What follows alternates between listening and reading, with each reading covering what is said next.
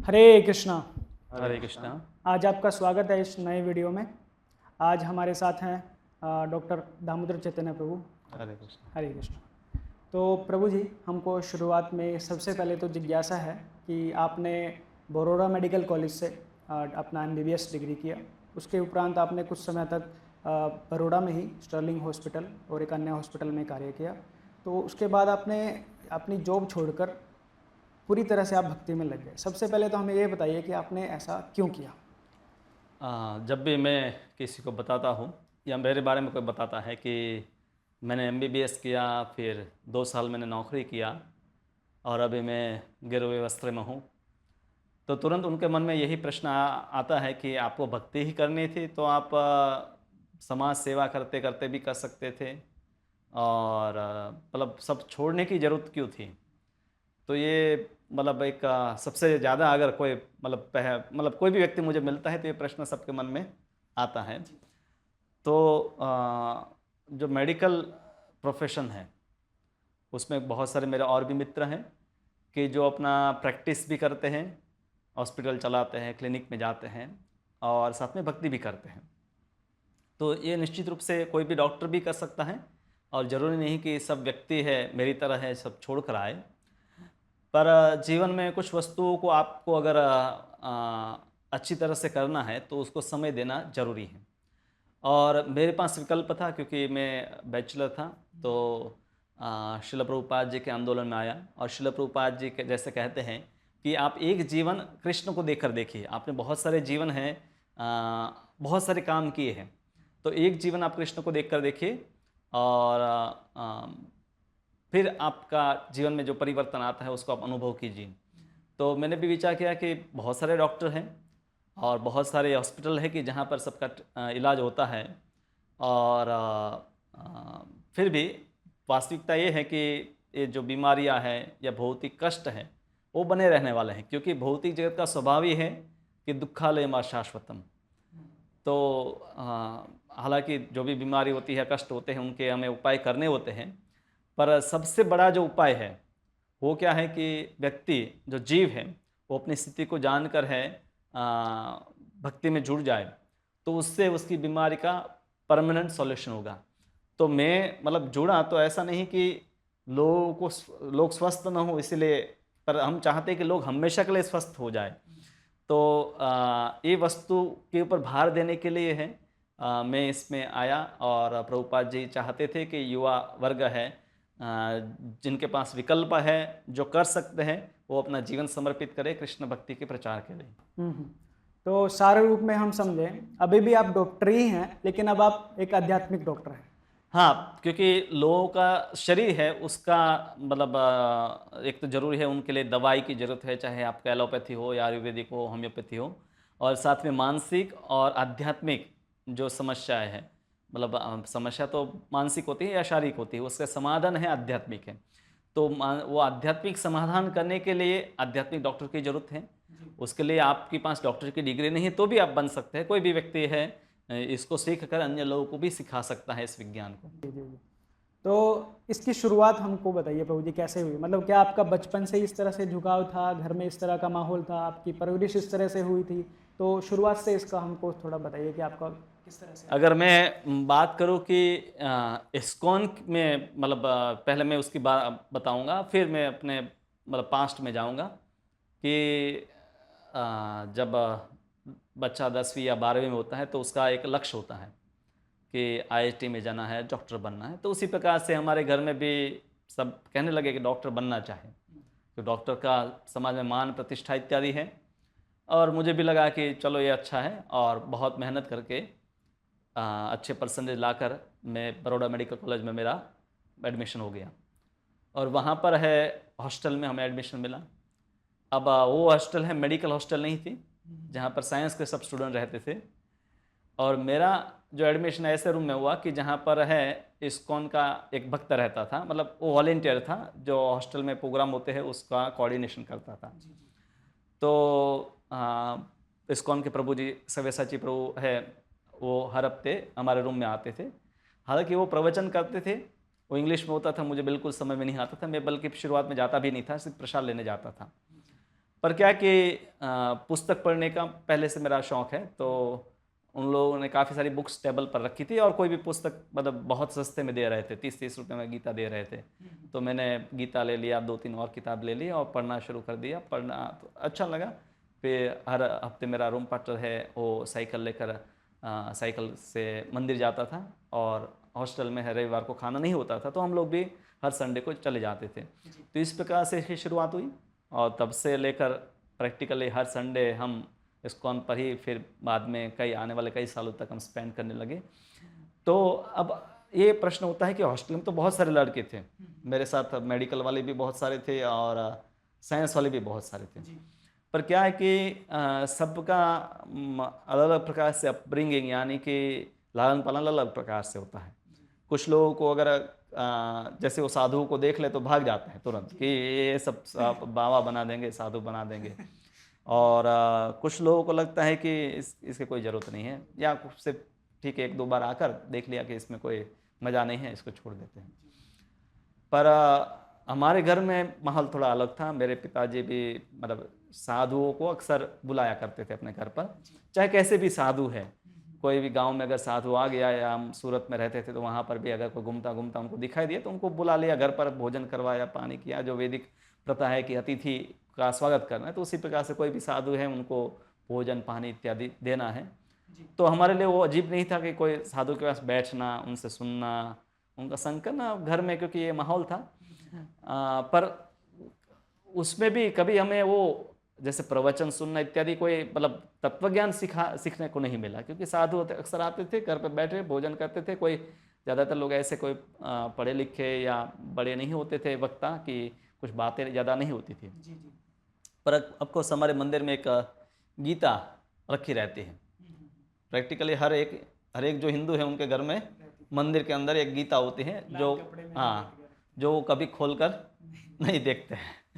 पर मैंने उसको खोलकर देखी। 10वीं में मैं शायद था उस समय, हाँ 10वीं में, 10वीं 11वीं 12वीं में ही। तो पढ़ने में काफ़ी टेंशन होता था, तो चेंज के लिए क्या कि मैं चेंज के लिए भी कुछ पढ़ता था। पहले पढ़ाई करता था, चेंज के लिए भी और कुछ पढ़ता था। तो गीता पढ़ने लगा और गीता के फिर दूसरे अध्याय में पढ़ता था। उससे तुरंत एक बात आपको स्पष्ट आ जाती है कि शरीर, ये संसार में कोई भी वस्तु शाश्वत नहीं है। मतलब आपका टेंशन भी है, वो हमेशा रहने वाला नहीं है। तो क्योंकि पढ़ाई में बहुत सारा बच्चों को टेंशन होता है, तो गीता पढ़ते तुरंत याद आ जाता है कि भाई ये सब तो सबका अंत होने वाला है, चाहे कुछ भी आप प्राप्त करो, ये संसार में नाश होने वाला है, तो टेंशन चला जाता। तो इसलिए मैं कई बार गीता पढ़ लेता था, तो उस अध्याय खास करके पढ़ता था ताकि पढ़ाई की चिंता हो जाए। पर क्योंकि लक्ष्य था कि डॉक्टर बनना है, तो इसलिए पढ़ता भी था। तो शायद प्रभुपाद की गीता मेरे हाथ में एक बार आई थी, पर मैंने उसको पढ़ा नहीं था, वो काफ़ी बड़ी थी। तो मैं छोटी भगवद गीता पढ़ता था, इसलिए ज़्यादा स्पष्ट नहीं हुआ। कभी मैंने भक्तों का संपर्क नहीं किया। उस समय तो एक कोई कम्युनिकेशन, इंटरनेट, मोबाइल इत्यादि कुछ था ही नहीं। ये मतलब ऑलमोस्ट 97 की बात है। और उसके बाद अब बड़ौदा जब आ गए तो वहाँ पर भगवदगीता, अब बड़ी भगवदगीता पढ़ने मिल गई। और फिर तो मेरा रूम पार्टनर है वो चला गया हॉस्टल से। फिर प्रैक्टिकली वो सब जवाबदारी, प्रोग्राम का आयोजन करना, वो सब मेरे पर आ गए। और तब से फिर इस्कॉन में वॉलेंटियर के रूप में मैं सेवा कर रहा हूँ। पहले कुछ समय के लिए करता था, दिन में हर रोज 2-3 घंटा के लिए, पर अब पूरा समय मैं दे पा रहा हूँ।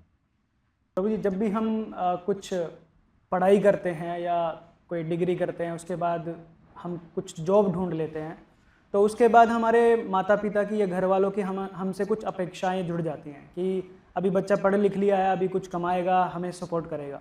तो आपका जो ये पीरियड था, क्योंकि आपने कुछ समय ही जॉब किया, तो उसके बाद आपने जब ये फैसला लिया तो आपके परिवार वाले कुछ आहत हुए कि आपने ये फैसला ले लिया तुरंत? हाँ, तो उसमें क्या है कि हर एक, चाहे भक्त हो या ना भक्त हो, कोई भी लड़का अगर पढ़ता है तो माता पिता की अपेक्षा रहती है। और ये बच्चों का भी कर्तव्य है कि वो माता पिता की जो आवश्यकता है उसको पूरा करे। तो हमारी कुछ आवश्यकताएं थी। मेरे पिताजी ने मकान खरीदा था, तो उसके लोन भरनी थी। तो 2 साल मैंने पैसे कमा कर उनको दे दिए। फिर कोई डे टू डे नीड जो है, उनकी जो दैनिक जो आवश्यकता है, उसका खर्चा मेरा भाई भी कमाता था। और पिताजी, हालांकि मैं जब नौकरी शुरू किया तो उन्होंने नौकरी छोड़ दिया था।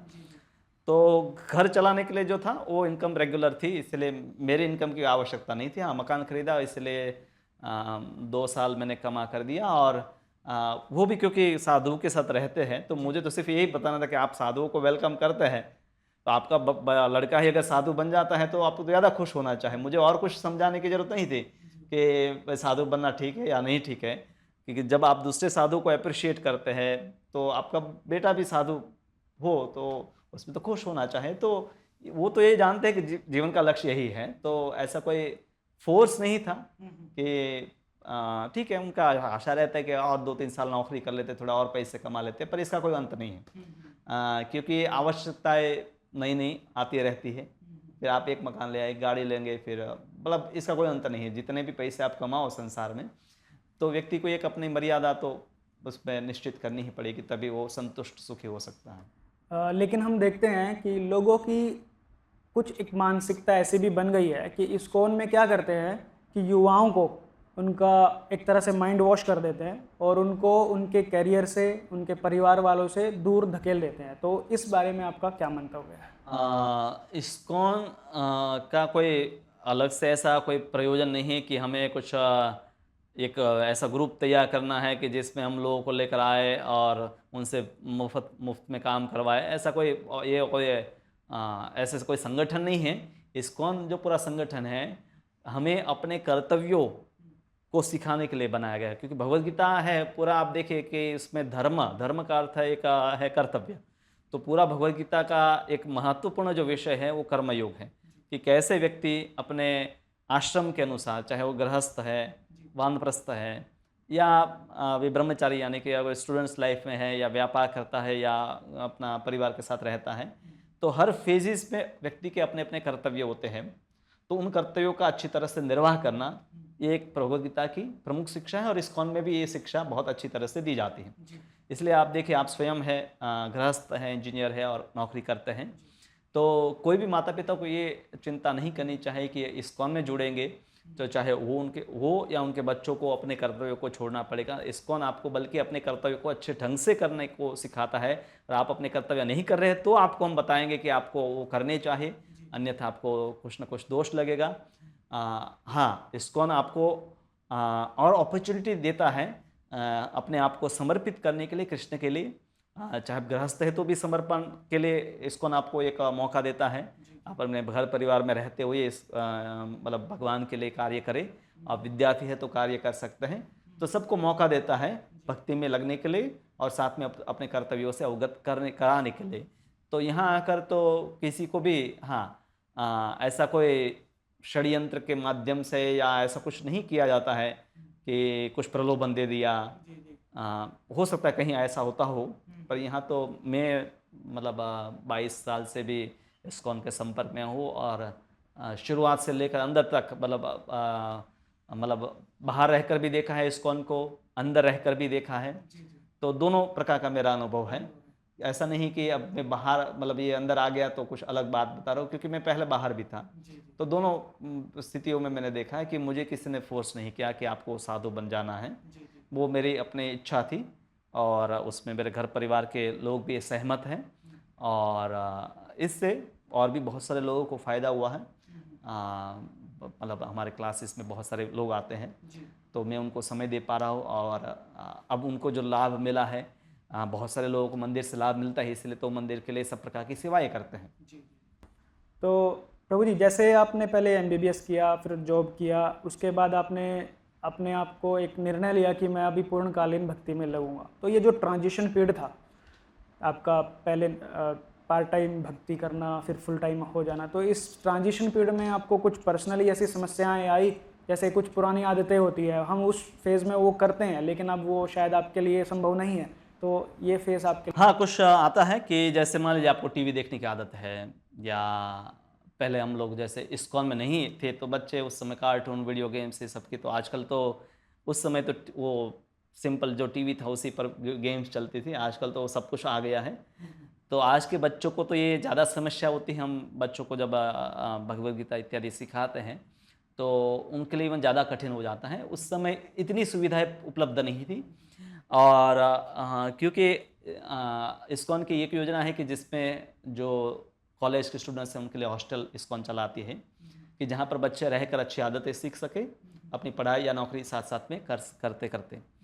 तो उसको हम बेस कहते हैं, Bhaktivedanta academy for culture and education. तो बेस में क्या कि आप ऐसे ही स्टूडेंट्स के साथ रहते हैं तो आदतें आपको पहले होती हैं, परंतु क्योंकि ऐसा माहौल मिलता है कि आपको उसे आवश्यकता नहीं पड़ती है और कुछ समय के बाद आप उसको भूल भी जाते हैं। तो हाँ, प्रैक्टिकली हर एक व्यक्ति इस्कॉन में जुड़ता है उससे पहले उनको टीवी देखना है या मूवी में जाना है। हालांकि मुझे बहुत ज़्यादा इतना शौक नहीं था, वीडियो गेम हम खेलते थे, पर मूवी प्रैक्टिकल में यहाँ एक ही बार थिएटर में बड़ौदा में गया कि जहाँ पर प्रभुपाद जी के हरे कृष्णा मूवमेंट के ऊपर हरे कृष्णा मूवी एक आई थी उसके लिए। बाकी बहुत सारे कॉलेज के फ्रेंड जाते थे, एक तो हमें टाइम नहीं मिलता था पढ़ाई के लिए और दूसरा हम ऐसे भक्तों के साथ ही रहते थे कि जब भी फ्री है तो कोई ना कोई सेवा है। संडे पूरा मंदिर में जाता था। तो खाली बच्चे रहते हैं तो उनको बहुत सारी वस्तु करने के लिए फिर वो ढूंढते हैं, पर अगर उनको व्यस्त हम रखे, अच्छे कार्यों में व्यस्त रखे तो ऐसी आदतें ज़्यादा परेशान नहीं करेगी। जी। तो क्या आपको प्रभु जी कभी इस बात का पछतावा हुआ कि आपने भगवा पहना और पूर्णकालीन भक्ति में लग गए?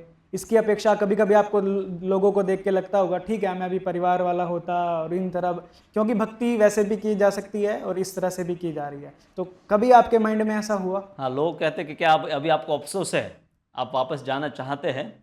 हालांकि इस्कॉन में कोई फोर्स नहीं है, कोई वापस गृहस्थ जीवन में रहकर भी भक्ति करना चाहता है तो भी वो कर सकता है।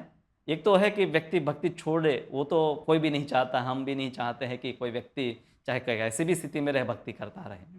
पर जहाँ तक आश्रम की बात है कि वो गृहस्थ आश्रम में रहकर करे या तो साधु बनकर मंदिर में रहकर करें, तो कुछ इस्कॉन में भी कभी कुछ समय साधु बनते हैं और कुछ समय के बाद वो गृहस्थ आश्रम में भी प्रवेश करते हैं। तो इस्कॉन इसीलिए शुरुआत में इस्कॉन में जो ट्रेनिंग वो क्या है कि 5-1 साल उनका ट्रेनिंग पीरियड चलता है, प्रोबेशन टाइप आप कह सकते हैं, कि जहाँ पर व्यक्ति आश्रम में रहे, उनको ट्रेनिंग मिले और उसको वापस जाकर गृहस्थ आश्रम में रहकर नौकरी धंधा अपना करके भक्ति करनी है तो भी कर सकते हैं। पर उसको एक अच्छी ट्रेनिंग मिल गई है तो जब वो गृहस्थ जीवन में भी जाएगा तो बहुत अच्छी तरह से अपनी साधना इत्यादि को कर पाएगा, अपने बच्चों को अच्छी शिक्षा दे पाएगा, ट्रेनिंग दे पाएगा। तो ऐसी ट्रेनिंग आप अगर साधु नहीं भी बनना चाहते हैं तो 1-2 साल के लिए युवा इस्कॉन मंदिर में आकर ले सकते हैं, जहाँ पर उनको प्रैक्टिकली जो गृहस्थ बनने में जो आवश्यकता है, चाहे वस्तुओं को खरीदना है, रसोई बनानी है, साफ सफाई करनी है, पूरे घर को चलाना है, वो सब प्रकार की ट्रेनिंग इस्कॉन मंदिर में भी मिल जाती है। आप गृहस्थ भी बनना चाहते हैं तो भी मंदिर में आकर ट्रेनिंग ले सकते हैं। हाँ, मुझे पर्सनली ऐसा कभी अफसोस नहीं हुआ। हाँ, मन है, मन में विचार, जैसे मन का काम क्या है, विचार चलते रहते हैं कि अगर मैं गृहस्थ होता तो क्या होता। पर तुरंत होता है कि दूसरे लोगों की स्थिति हम देखते हैं कि वही प्रभु जी की तरह होगा कि 8 घंटे नौकरी जा रहा है या बच्चे हैं, तो मतलब बच्चा, परिवार है, पत्नी है, बच्चे हैं, सब भक्ति में लगे हैं, सब अच्छा है, पर काफ़ी सारा समय आपको उसमें नहीं चाहते हुए भी देना पड़ता है, क्योंकि वर्तमान में जो आर्थिक आवश्यकता है, जो चैलेंजेस ऐसी हो गई है कि व्यक्ति को 8 या 10 घंटे भी अपने परिवार को सिर्फ पालन, खाने पीने की व्यवस्था करने के लिए देना पड़ता है। तो सिटी लाइफ है वो इस प्रकार से, इसका भी विकल्प, हालांकि प्रभुपाद जी चाहते थे कि इसका भी विकल्प हो कि ताकि भक्तों को इतना समय न देना पड़े, और इसलिए उन्होंने कृषि समुदाय के निर्माण पर भी भार दिया कि जो भक्त है, गृहस्थ है, अब उनकी आवश्यकता रहेगी परिवार के लिए कुछ समय देना, तो ऐसा एक माहौल, ऐसा एक समाज बनाया जाए कि जहाँ पर सब वैष्णव साथ में रहते हो और उनकी आर्थिक व्यवस्था भी वो स्वयं करे, नहीं कि वो कॉरपोरेट या फैक्ट्रियों पर निर्भर रहे। जी जी। प्रभु जी, आप जैसे ब्रह्मचारी हैं तो आप लोगों का दिनचर्या कैसा रहता है, इसके बारे में हमें थोड़ा बताइए। मतलब सुबह से रात तक आपका क्या क्या एक्टिविटीज़ रहता है? कई लोगों को तो यही लगता है कि मंदिर में साधुओं को काम क्या है। हाँ, पर आप देखिए, हमारा काम है सुबह 4 बजे से चालू हो जाता है और कई पुजारी जो है बिल्कुल 3 बजे भी उठ जाते हैं। 4 बजे उठकर है आधे घंटे में स्नान इत्यादि करके तैयार हो जाते हैं। फिर 4:30 बजे से 5 बजे मंगल आरती, 5 बजे से 7 बजे तक है मंत्र, हरे कृष्ण मंत्र जप करते हैं। हाँ, कुछ भक्त है उस समय में है, जैसे किसी की रसोई की सेवा है, किसी की पुजारी की सेवा है, तो उसके लिए उस समय भी सेवा रहती है। और 7:15 बजे फिर भगवान के दर्शन खुलते हैं। फिर गुरु पूजा, प्रभुपाद जी की गुरु आरती होती हैं। 8 बजे से भागवत प्रवचन 9 बजे तक चलता है। फिर 10 बजे करीबन है, आपको प्रसाद होता है। तो ये सुबह 4 बजे से लेकर 10 बजे तक का प्रैक्टिकली जो है शेड्यूल फिक्स है। और उसी प्रकार से शाम को संध्या आरती, और उसके बाद प्रैक्टिकली कई जगह पर प्रवचन होते हैं या कई जगह पर कुछ न कुछ कार्यक्रम शाम को रहते हैं। तो शाम का भी 7 बजे से लेकर 9 बजे तक का कार्यक्रम कुछ न कुछ रहता है। मतलब यही सत्संग, प्रवचन, भजन, कीर्तन, किसी के घर पर जाकर प्रोग्राम करते हैं। कभी खाली होते हैं, कभी पर कई दिन जाते भी हैं। तो फिर दिन में आपको समय मिलता है 10 बजे से, ऐसा समझो ना कि शाम तक आपको समय है। तो उसमें भी कुछ भक्तों की अब सेवा है, मंदिर में साफ़ सफाई करना है, क्योंकि आश्रम में जो भी है वो ब्रह्मचारी करते हैं, साफ़ सफाई करना है, किसी का रसोई में सेवा है, मेरी जैसे पुजारी में सेवा है, तो 2 घंटा मुझे वहाँ पे भी जाना है। फिर आपको क्योंकि कार्यक्रम अलग अलग करते हैं, तो कार्यक्रम के लिए कुछ पढ़ाई करनी है, तो आपको घंटा 2 घंटा है पढ़ाई करनी है। और फिर लोगों को फ़ोन पर भी कुछ बात आपको रोज़ थोड़ा समय निकल कर बात करनी है, जो भी आपके सत्संग में आ रहे हैं। तो इस प्रकार से। और फिर मंदिर में बहुत सारे लोग आते हैं, तो कई बार उनको भी मिलना होता है। मतलब आप जो आते हैं तो उनको समय देना ही है। तो इस प्रकार से दिन चलता है। रविवार को थोड़ा विशेष होता है, रविवार को सबसे ज़्यादा व्यस्त रहते हैं, क्योंकि रविवार को सब लोग मंदिर आते हैं। तो चाहे सुबह पुस्तक वितरण हो, या नगर में जाकर कीर्तन करना हो, या दिन में 2-3 बार अलग अलग प्रवचन कार्यक्रम है, सत्संग कार्यक्रम है, उसमें भाग लेना है। तो रविवार का दिन तो प्रैक्टिकली कुछ समय ही नहीं मिलता है, पूरा दिन रहता है। राइट। तो प्रभु जी, कुछ समय पूर्व गुजरात सरकार ने एक फैसला लिया कि अभी वो विद्यार्थियों को स्कूल में भी भगवत गीता का पाठ करवाएंगे।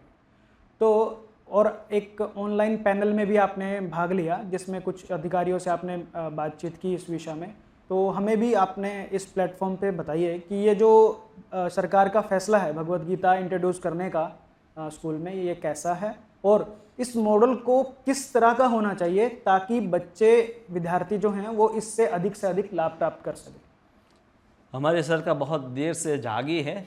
कुछ सरकारें, वो भी ऐसा नहीं कि पूरे भारत में सभी सरकारें, एक्चुअली तो सेंट्रल गवर्नमेंट को ही ये पॉलिसी, आज़ादी, चलो आज़ादी तो नहीं थी तब, तो तब भी गीता तो लोग पढ़ते थे, पर आज़ादी का एक मुख्य प्रयोजन ये था कि हमारे ऊपर वो अंग्रेज़ या मुग़ल जो शासन है उनका प्रभाव नहीं होगा, अपने चॉइस होगी, बच्चों को किस प्रकार से ट्रेनिंग देनी है, वापस गुरुकुल शुरू करेंगे, ये सब था। पर उस समय के जो भी नेता रहे होंगे, और फिर पिछले 70 साल में भी जिस प्रकार से सब चला, तो उसमें काफ़ी नहीं हुआ। तो ऑलरेडी काफ़ी हम लेट हैं। एक शायद अगर 70-75 साल अभी जो आज़ादी को भी हुई है, अब अमृत महोत्सव चल रहा है पूरे भारत भर में, तो आज़ादी का अमृत महोत्सव है। तो कम से कम 75 साल के बाद तो अब हम रियलाइज़ कर रहे हैं कि सिर्फ टेक्नोलॉजी, IIT हमने बनाए और NIT बनाए, एम्स बनाए, पर ये पर्याप्त नहीं है, क्योंकि इससे भी बेहतर कॉलेज और यूनिवर्सिटी पूरे विश्व भर में कई जगह पर हैं। तो उससे रोबोट आप बना सकते हैं, आदमी को मशीन जैसा बना सकते हैं, काम करने के लिए सक्षम बना सकते हैं। और मनुष्य उनको बनाना है, तब उनको साथ में जीवन की शिक्षा देनी जरूरी है। और जीवन की शिक्षा का सबसे प्रसिद्ध और सबसे सर्वोत्तम ग्रंथ है वो भगवद गीता। 700 श्लोक है, कोई बड़ा ग्रंथ नहीं है। और बचपन से अगर शुरुआत से कर दिया जाए तो बच्चा जैसे ही ग्रेजुएशन तक पहुंचेगा, तब तक तो पूरी भगवद गीता का भी अच्छी तरह से अध्ययन कर लेगा। तो शुरू से ही बच्चों की जो समझ है उसके अनुसार भगवद गीता के अलग अलग जो श्लोक है उसको स्कूल में पढ़ाया जा सकता है, पढ़ाना चाहिए। और माता पिता का विशेष इसमें कर्तव्य है, क्योंकि माता पिता भी चाहेंगे तब ये होगा, क्योंकि सरकार निर्णय किस प्रकार से करते हैं, लोग जो चाहते हैं उस प्रकार से निर्णय होता है। तो अगर माता पिता डिमांड करते हैं तो ये तुरंत हो सकता है। और अभी भी अगर ये निर्णय में इम्प्लीमेंट होने में देर लग रही है, तो माता पिता अगर है अपने घर पर ही शुरू कर दें। कम से कम आप अपने बच्चों को ISKCON मंदिर पर लेकर आइए, और आपको भी बैठना पड़ेगा। ऐसा नहीं कि गीता है सिर्फ बच्चों को पढ़ानी है, गीता सबसे पहले नेताओं को पढ़ानी चाहिए क्योंकि वही तो हमारे लिए है।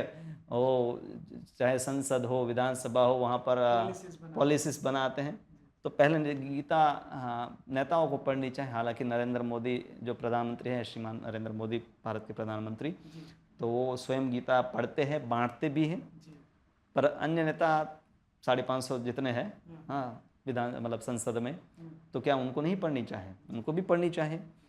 तो वो पढ़ेंगे तो बाकी ये पॉलिसी लाने के लिए मेहनत नहीं करनी पड़ेगी, वो लोग पढ़ने लगेंगे। यदि यदा आचरति श्रेष्ठ तत् तत् देवेतर जनः, जो श्रेष्ठ लोग करेंगे बाकी लोग भी करेंगे। तो बड़े उद्योगपति जो है, बड़े वैज्ञानिक हैं और राजनेता हैं, ये सब करने लगेंगे और उसको प्रमोट करेंगे। कई लोग अपने घर में करते हैं, पर उसको प्रमोट करेंगे तो ये काफ़ी लंबे समय पहले ही हो चुका होता। अभी भी मतलब धीरे धीरे हो रहा है, जितनी गति से होना चाहे उतनी गति से नहीं हो रहा है। जी जी। तो ये जो मॉडल है, मैंने जो अभी बोला कि वो किस तरह का होना चाहिए जिससे विद्यार्थी इससे अधिक लाभ प्राप्त कर सके, मतलब वो पूरा लाइफ जो है उनका। हाँ, कई बार सरकार का ऐसा होता है कि वो कुछ पॉलिसी लाती है और उस पॉलिसी जिस प्रकार से लाभ होना चाहे वो नहीं होता है, क्योंकि वैसे भी संस्कृत सब्जेक्ट थे, उसमें कई कुछ श्लोक वगैरह आते थे, पर बच्चे एग्ज़ाम के लिए रट के फिनिश कर देते थे।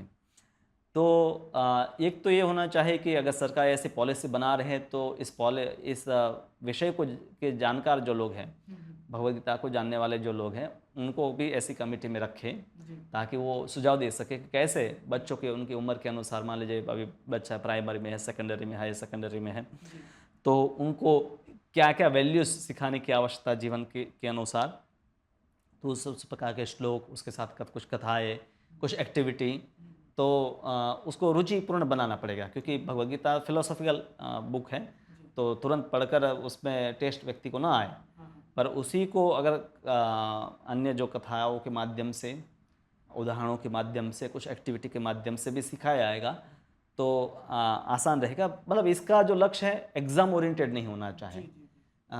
जीवन की अब प्रॉब्लम ये भी होता है, जब एग्ज़ाम ओरिएंटेड नहीं होता है तो बच्चे या टीचर उसके ऊपर फोकस नहीं करते हैं, क्योंकि अंततः जो वस्तु है, स्कोर है, वही गिना जाता है। तो पर इसके ऊपर भार होगा, मतलब जेन्युइन अगर सरकार की मतलब हकीकत में कोई पॉलिटिकल एजेंडा के बिना अगर इच्छा है तो अच्छा निर्णय हमेशा अच्छे परिणाम ही लाएगा। पर आपको कुछ अलग कुछ उद्देश्य है तो वो परिणाम नहीं आएगा। तो जो दूसरे रिलीजन को फॉलो करने वाले हैं, तो क्या उनको अगर ये इंट्रोड्यूस हो जाता है, इससे कुछ समस्या होनी चाहिए या सिर्फ ये हिंदुओं के लिए है या ऐसा कुछ? पहले तो अधिकतर जो स्कूल है उसमें काफ़ी सारे स्कूल है, 90% ऐसे होगी कि जहाँ पर एक ही कम्युनिटी, हिंदू धर्म के ही बच्चे पढ़ रहे हैं, तो वहाँ तो ये समस्या आती नहीं है। कुछ स्कूल जो रहती 10-15% स्कूल के जहाँ पर मिक्स बच्चे हैं, हाँ, ऐसे बहुत सारे स्कूल है जहाँ सिर्फ क्रिश्चियन या जैसे मदरसा है वहाँ पर मुस्लिम बच्चे ही पढ़ते हैं, तो वहाँ वो कुरान पढ़ा ही रहे हैं। और ऐसे ईसाई स्कूल है वहाँ पर वो बाइबल भी पढ़ाते हैं। तो जहाँ पर मिक्स बच्चे हैं वहाँ पर विकल्प रख दें। अगर किसी को समस्या आए और फिर हम उसका उपाय करें, उससे अच्छा कि चलो बच्चे जो हिंदू है बच्चे वो गीता पढ़ेंगे, दूसरे बच्चों को दूसरी किताब पढ़नी है तो पढ़ सकते हैं, उनको फोर्स नहीं, हाँ उनको चॉइस है, वो करना चाहे अटेंड करें। क्योंकि ये कोई विज्ञान भगवद गीता ऐसा नहीं कि आजकल की कोई किताब है, ये जितने भी मत है अभी वो उसका नाम भी नहीं थे तब भी भगवद गीता थी। 3000 साल पहले तो शंकराचार्य ने गीता के ऊपर भाष्य लिखा, तो इतना समय तो हम समझ ही सकते कि हालांकि गीता 5000 साल पहले बोली गई, तो इतना प्राचीन ग्रंथ है जिसमें भारत में कई लोग बाहर से आकर भी सीखे। तो इसको जानने से किसी को नुकसान नहीं, जैसे मैथ्स जानने से किसी को नुकसान नहीं है, उसी प्रकार से जीवन के कई पहलुओं को जानने से इस ग्रंथ के माध्यम से जान लिया है। जैसे भारत के प्रेसिडेंट हुए अब्दुल कलाम आज़ाद, डॉक्टर अब्दुल कलाम, तो वो भगवद गीता पढ़ते थे। इस्लाम में उनका जन्म हुआ, मुस्लिम परिवार से थे, रामेश्वर में जन्म हुआ। तो ऐसा नहीं कि अब बल्कि वो एक अच्छे व्यक्ति तो बन ही पाएंगे, गीता पढ़कर तो व्यक्ति अच्छी ही शिक्षा लेकर जाएगा, कोई गलत वस्तु तो वहाँ सिखा नहीं रहे। हाँ, तो अच्छे ग्रंथों को पढ़ने से पढ़ाने से लाभ ही मिलेगा हमारे समाज को। प्रभु जी, हर एक व्यक्ति के जीवन में कुछ ना कुछ प्रेरणा का स्रोत रहता है जो उसको हमेशा पुश करता रहता है कि ये तुम्हारा लक्ष्य है, ये करना है। तो आपके जीवन में वो क्या है प्रेरणा का स्रोत जो आपको हमेशा प्रेरित करता है कि इस तरह से आपको अपना? आप श्रील प्रभुपाद जी का, आप में से जो भी लोग देख रहे हैं, आप इस्कॉन को तो काफ़ी हद तक जानते हैं, और इस्कॉन में लोग जो दिन रात मेहनत करते हैं उनको भी जानते होंगे। पर आपको एक व्यक्ति को जानना चाहे और वो है शिला प्रभुपाद, इस्कॉन के संस्थापक आचार्य अभय चरणारविंद भक्तिवेदांत स्वामी शिला प्रभुपाद। तो उनकी जीवन चरित्र आप पढ़िए, उनका जो संक्षिप्त जीवन चरित्र है कम से कम आप पढ़ सकते हैं।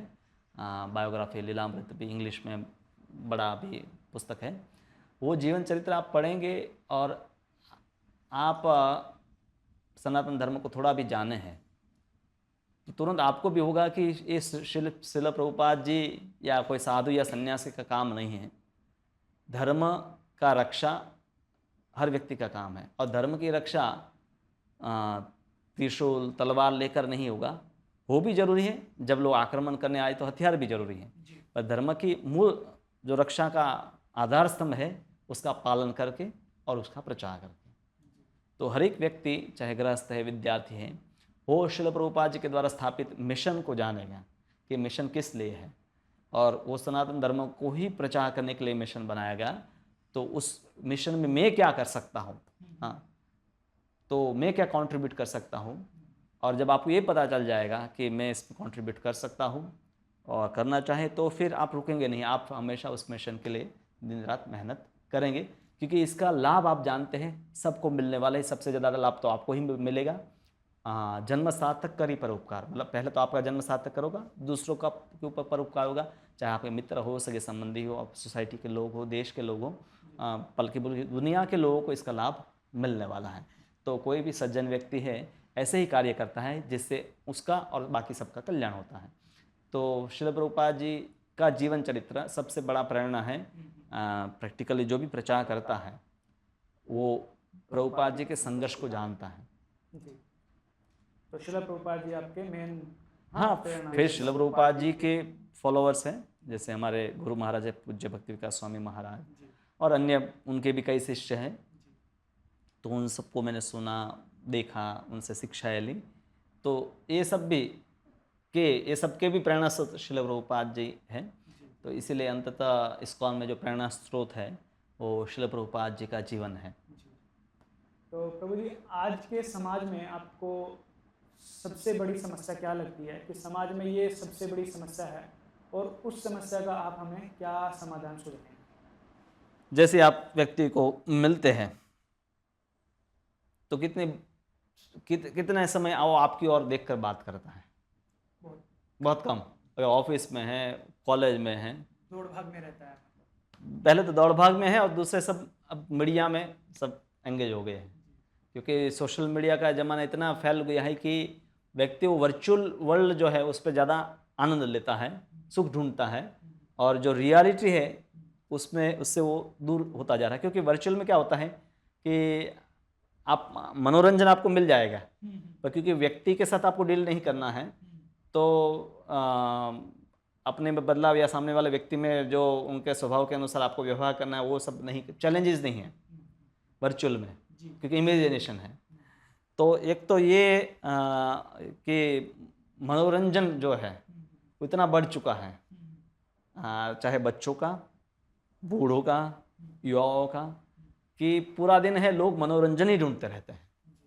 यूट्यूब पर आप देखें, आप वीडियो देख रहे हैं, पर यूट्यूब पर हमारा वीडियो एक है या हमारी ऐसी मान लीजिए 50-100 से चैनल इस्कॉन की होगी, पर करो लाखों दूसरे वीडियोस हैं। तो व्यक्ति के पास कैसा है कि मनुष्यानम सहस्तेषु ऐसा हो जाता है कि लाखों में से कोई एक व्यक्ति इसको देखता है। तो एक तो सबसे बड़ा चैलेंज है कि वर्तमान में वो और बढ़ता जा रहा है कि लोग एक रियल लाइफ की जगह पर रियल लाइफ में ज़्यादा अभी डूब गए हैं। पहले तो ये सीमित था, चाहे बॉलीवुड या हॉलीवुड के एक्टर या क्रिकेट के जो लोग हैं उनके, मतलब इनका एक अपना एक सोसाइटी रहता था, बाकी लोग अपना सामान्य जीवन जीते थे। पर अब क्या है कि हर व्यक्ति अब सेलिब्रिटी बनना चाहता है। हाँ, सबके पास मोबाइल, सब लोग वीडियो बना रहे हैं, तो हर एक व्यक्ति ये इमेजिनरी एक जो सुख है, काल्पनिक सुख है, उसमें व्यस्त हो गया है। और उसको तो उस समय, क्योंकि इसमें तुरंत आपको एक बूस्ट मिलता है, कुछ सेटिस्फेक्शन मिल जाता है। तो आध्यात्मिक जीवन है क्या कि धैर्य है, उसमें आपको प्रैक्टिस करनी है, कंटिन्यूस प्रैक्टिस करनी है, और सुख सात्विक है। तो आप जब तक सत्वगुण में नहीं आएंगे तब तक उसको अप्रिशिएट भी नहीं कर पाएंगे। तो ये एक बड़ी समस्या है। अब उससे फिर इससे जुड़े हो तो बहुत सारी वस्तु, क्योंकि एंटरटेनमेंट में फिर सब कुछ आपको बताया जाएगा कि आप नशा करो, मांसाहार करो, व्यभिचार करो, गैम्बलिंग करो। तो आप देखो ये 4 वस्तु पहले ऐसे होते थे कि एक नशा करने के लिए कोई जगह होती थी, मांसाहार करने के लिए एक जगह होती थी, व्यभिचार करने के लिए एक वेश्यालय होता था, रेड लाइट एरिया होता था, वहाँ पर होता था, या जुआ खेलने के लिए ऐसे जुआ घर होते थे। अब आजकल ये सब जगह उपलब्ध है, इजीली अवेलेबल है, बच्चों के लिए भी उपलब्ध हो गया है। हालांकि सरकार ने कुछ नियंत्रण रखे हैं, पर ये नियंत्रण पार करना बहुत आसान है। बच्चे अब चाहे तो मोबाइल से गैम्बलिंग कर सकते हैं, वहाँ से मांसाहार वाली वस्तु घर पर मंगवा सकते हैं, अल्कोहल घर पर मंगा सकते हैं। तो सब कुछ पाप करना इतना आसान कर दिया है कि प्रैक्टिकली जो भी धर्म से जुड़ा नहीं है वो पाप करता ही है। तो प्रभु जी, आप रियल लाइफ में युवाओं को और गृहस्थ दोनों तरह के व्यक्तियों को आप प्रचार करते हैं। तो मैं चाहूँगा कि आप एक मैसेज छोड़ें, जो भी इस वीडियो को युवा लोग या गृहस्थ देख रहे हैं उनके लिए क्या इस समय में करना ठीक है जिससे वो अपना जीवन सार्थक कर सकें। पहले तो गृहस्थ लोगों के लिए, क्योंकि गृहस्थ जीवन से ही तो बच्चे हुए, फिर भी वही बच्चे युवा बनते हैं। तो माता पिता स्वयं जुड़े, कम से कम उनको हफ्ते में एक बार मंदिर आना चाहिए, सत्संग में भाग लेना चाहिए। घर पर सुबह और शाम को आध्यात्मिक माहौल बनाना बहुत ही ज़रूरी है। चाहे आप कीर्तन करें, भजन बजाए, गीता पढ़े, या घर में अपने घर में महीने में एक आध बार साधु को बुलाए, मतलब भक्तों को बुला कर सत्संग का आयोजन करें। तो घर में एक तो आध्यात्मिक माहौल बनाएंगे और उसमें बच्चों को प्रवृत्त करें, मतलब उनको विभिन्न प्रकार से उसमें जोड़े। जो बच्चे स्कूल में हैं उनको भी ज़रूरी है, क्योंकि कई बार हम जिसके अभी जो ये छोटे बच्चे हैं बाद में भक्ति करें, इनको अभी कुछ समझ में नहीं आएगा, बल्कि बच्चों को सबसे ज़्यादा याद रहता है, छोटे बच्चों को। तो इसीलिए उनको हमारे जो चिल्ड्रन प्रोग्राम होते हैं उसमें जुड़ सकते हैं, ऑनलाइन भी चलते हैं, ऑफलाइन भी चलते हैं। उनके एजुकेशन के ऊपर समझना ज़रूरी है कि सबसे बड़ा एजुकेशन है वो आध्यात्मिक शिक्षा है। बाकी उनके प्राप्त के अनुसार वो भौतिक शिक्षा और धन प्राप्त करेगा। तो मेहनत आपको करनी है उनको आध्यात्मिक रूप से प्रशिक्षण करने के लिए। इसके लिए भी हमारे कई कार्यक्रम चलते हैं, उसमें उनको जोड़ सकते हैं। जो बच्चे कॉलेज में आ गए हैं उनके लिए हमारा ट्रेनिंग मॉड्यूल बहुत सारे चलते हैं। जैसे उनके लिए हॉस्टल्स की फैसिलिटी हमारे लिए है, यूथ फेस्टिवल उनके लिए चलते हैं, उनके यूथ के लिए ट्रिप अलग अलग प्रकार की पिकनिक चलती है। तो सिंपल है, आप अपना धन और समय इस प्रकार से खर्च करें कि जिससे आपके परिवार को ज़्यादा से ज़्यादा वो कृष्ण के भक्तों के नज़दीक आए। तो धन तो आप कमा रहे हैं, कुछ न कुछ धन तो आपका सब घर का खर्चा निकालने के बाद भी बचता है। तो वो धन का इस प्रकार से प्रयोग करना है ताकि आप और आपके परिवार के लोग हैं कृष्ण और कृष्ण के भक्तों के संग में रहे, समय बिताएं। प्रभु जी, आप ये गीता रहस्य कोर्स, ये भी आप एक क्लासेस लेते हैं तो उसके बारे में हमें बताइए, और अगर किसी को उससे जुड़ना है तो वो कैसे जुड़ सकता है। गीता रहस्य कोर्स अभी काफ़ी पॉपुलर है, क्योंकि हालांकि पहले इसका टाइटल अलग अलग थे, पर क्योंकि भगवद गीता में भगवान बताते हैं राजविद्या राजगुह्यम पवित्रम विदमोत्तमम। तो ये राजविद्या राजगुह्यम मतलब सीक्रेट है। तो गीता रहस्य कोर्स इसीलिए, मतलब गीता तो उपलब्ध है पर रहस्य इसीलिए है क्योंकि उसको सीखने के लिए आपको भक्तों के संग में और सत्संग में ही उसको सीखा जा सकता है। तो इसका मॉड्यूल में सिर्फ फोकस है प्रवचन तक नहीं है, वो तो आप ऑनलाइन भी सुन सकते हैं, पर ये पूरा होलसम अंडरस्टैंडिंग जो भगवद गीता के है, लाइफ में एक्सपीरियंस जो भगवद गीता का करना है उसके ऊपर फोकस है। इसलिए हम लोगों को क्लासेस में भी बुलाते हैं, first level, second level, third level. तो ऐसे 2 साल का पूरा कोर्स रहता है, उसमें पूरी भगवद गीता व्यक्ति सीख लेता है। पर साथ साथ में वो भगवद गीता के सिद्धांतों को जीवन में भी सीखता है, जैसे सेवा करना, अच्छे गुण जो विनम्रता है और क्रोध से मुक्ति, इच्छाओं से कैसे छुटकारा पाना है, संतुष्टि, अच्छे गुणों का विकास करना है, कैसे अपना धन का सदुपयोग करना है, तो कैसे दूसरे लोगों को प्रचार करना है, अपने घर को कैसे मंदिर बनाना है। तो हर प्रकार के जो एस्पेक्ट है, मतलब इसमें हमने जो कोर्स डिज़ाइन किया इसका सिलेबस इस प्रकार से है कि सैद्धांतिक मतलब थियरी और प्रैक्टिकल दोनों व्यक्ति अच्छी तरह से सीख लेता है।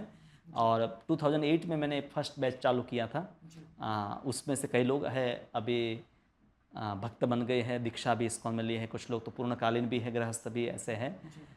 तब से मैं लेकर अभी लेता हूँ। मेनली हम ये बैच है जन्माष्टमी के बाद शुरू करते हैं और पूरे साल भर चलता है। फर्स्ट लेवल, फिर सेकंड लेवल, फिर थर्ड लेवल। तो जस्ट मेरा फ़ोन नंबर है, उस पर आप मुझे मैसेज डाल सकते हैं। मेरी चैनल है, वहाँ पर से भी आप व्हाट्सएप पर मुझे नंबर डाल दीजिए। और ये कोर्स बिल्कुल फ्री है। कोर्स हाँ, उसके लिए जो मटेरियल है, यानी कि भगवद गीता आपको लेनी है, कुछ बुक्स आपको लेनी है, तो कभी हम टोकन रजिस्ट्रेशन रखते हैं, लोग कंफर्म करने के लिए लोग आ रहे हैं कि नहीं।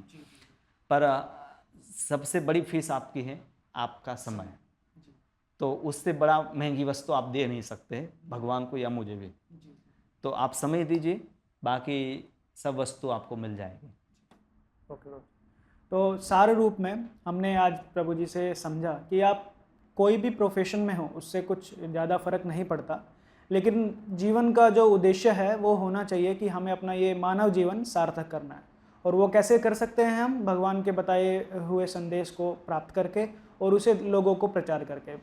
प्रभु जी ने MBBS की नौकरी छोड़ी, मतलब वो एक वेल अर्निंग जॉब थी, ऐसा वो करोड़ों करोड़ों उस जॉब से कमा सकते थे, लेकिन उन्होंने उससे बड़ा उद्देश्य को चुना, बड़े उद्देश्य को चुना, ताकि वो उस बड़े उद्देश्य से अपना और अपने आसपास समाज के लोगों को उस भक्ति पथ पर लगाकर उनका जीवन सार्थक कर सके। तो ऐसे व्यक्ति इस दुनिया में शायद बहुत कम होंगे जो अपना पूरा जीवन त्याग कर, पूरा जीवन समर्पण कर देते हैं भक्ति के लिए और समाज के लिए। तो ऐसे लोगों को हमारा प्रणाम। आपका बहुत बहुत धन्यवाद प्रभु जी, हमें आज समय देने के लिए। हरे कृष्ण। हरे कृष्ण। और प्रभु कृष्ण प्रभु का चैनल है, उस पर ऐसे बहुत सारे और भी भक्तों के इंटरव्यू आएंगे। तो आप इस चैनल को सब्सक्राइब कर दीजिए, बेल घंट जो है उसको भी प्रेस कर दीजिए, और कमेंट में लिखिए कि आपको कौन सी वस्तु पसंद आई इसमें से। और आपका कोई प्रश्न है तो भी कमेंट में आप लिख सकते हैं, ताकि हम उसके उत्तर भी दे सकें। आपको हमें संपर्क करना है तो भी कमेंट में आप लिखिए, और अपने मित्रों के साथ भी इसको शेयर कीजिए। और हम जो भी, चाहे आप बच्चे हैं या युवा है या गृहस्थ हैं, जो भी व्यक्ति आप इसको देख रहे हैं, तो हमसे जुड़िए। आप हमें समय दें, बाकी सब कुछ भगवान आपको देंगे। यही हमारा मतलब सार है कि आप समय दीजिए, बाकी सब कुछ आपको प्राप्त होगा। हरे कृष्ण। हरे कृष्ण। गीता रहस्य कोर्स का जो कॉन्टैक्ट डिटेल्स हैं हम डिस्क्रिप्शन में दे देंगे, आप वहाँ से हमें कॉन्टैक्ट कर सकते हैं। आपका बहुत बहुत धन्यवाद। हरे कृष्ण। हरे कृष्ण।